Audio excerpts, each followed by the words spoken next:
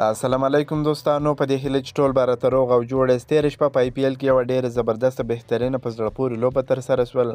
په دغه لوبه کې افغان لوبغاړی نوین الحق هم د لکنهو سوپر جاینټس لوبډلې په ګټه ولوبېدی. ډېر زبردسته په زړه پورې بالنګ یې ترسره کړ چې د خپلې لوبډلې په بری کې ډېر مهم رول ولوبوي.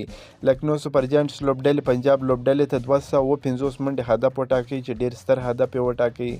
پنجاب لوبډله ونه توانېدل چې دغه لوبه وګټي. په 50 منډو یې دغه لوبه وبایلل. نوین الحق په دې وروستیو کې ډېر ښه لوبیږي. د خپلې لوبډلې دپاره ډېره ښه لوبه تېره ورځ ترسره کړل. نوین الحق د نړۍ په هر لیګ کې هم ډېر ښه لوبېدلی دی، ډېر ښه ځلېدلی دی. خو د IPL غوندې غټ لیګ کې چې تېره ورځ یې لوبه ترسره کړې ده، یوه ډېره حیرانوونکې لوبه یې ترسره کړې ده. نوین الحق تر اوسه په IPL کې 3 لوبې ترسره کړې دي چې په لومړۍ 2 لوبو کې هم په 4 اورونو کې 19 منډې ورکړې وې. په یوه لوبه کې 1 ویکټه هم ترلاسه کړې وه. تېره ورځ یې په لوبه کې ډېر بهترینه بالنګ ترسره کړ. تېره ورځ پیچ د بیټینګ دپاره جوړ و، د بالنګ دپاره نه و جوړ. تقریبا د دواړو طرفونو څخه 4.5 منډې په دغه پیچ باندې وسولې چې نوین الحق یو ډېر بهترینه تاریخي بالنګ ترسره کړ. نوین الحق په دې پیچ باندې تقریبا په 4 اورونو کې 13 منډې ورکړې، 3 مهم لوبغاړي هم وسوځول. نوین یو ځل بیا هم دا ثابته کړه چې دی د نړۍ په هر لیګ کې کولی شي چې خپل بالنګ په ډېر کنټرول سره وکړي، ډېرې کمې منډې ورکړي. که څه هم دی په پاور پلی کې راوستل کېږي، هر لوبغاړی هر بیټسمین کوشش کوي چې په ده باندې شاټونه ووهي، ډېرې منډې ترلاسه کړي. بیا په وروستیو اورونو کې هم دی راوستل کېږي، په هغه اورونو کې هم د ډېرې کمې منډې ورکړي دي.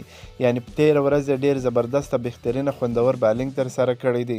دغه لوبه د لکنهو سوپر جاینټس او پنجاب کینګز لوبډلو ترمنځ ترسره شوه. لکنهو سوپر جاینټس لوبډلې لومړی بیټینګ ترسره کړ. په ټاکل شوو 60 اورونو کې یې د 5 لوبغاړو په سوځېدو سره 250 ستر منډې هدف وټاکئ.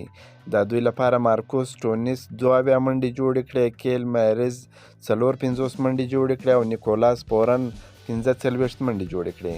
د پنجاب کینګز لپاره بیا کاګیسو رباډا 2 ویکټې واخیستې، لیام لیګسټون 1 ویکټه واخیسته، سام کیرن هم 1 ویکټه ترلاسه کړه. د 250 منډو هدف په تعقیب کې پنجاب لوبډلې توپخانه پیل کړل چې د لوبې په 19.5 اورونو کې خپل ټول لوبغاړي د لاسه ورکړل.